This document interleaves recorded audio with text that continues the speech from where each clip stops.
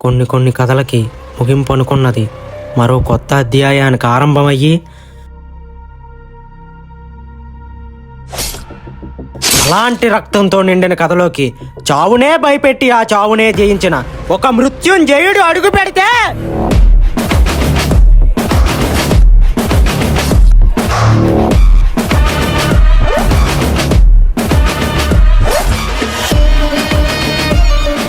రే ఏంట్రా ఇదంతా?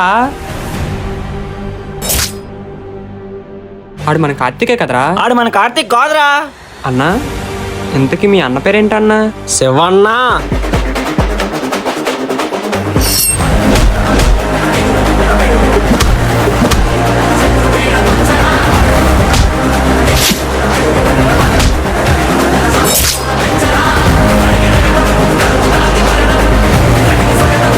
ఇంత భయాన్ని సృష్టించిన శివన్నకి ఈ కథకి సంబంధం ఏంటి?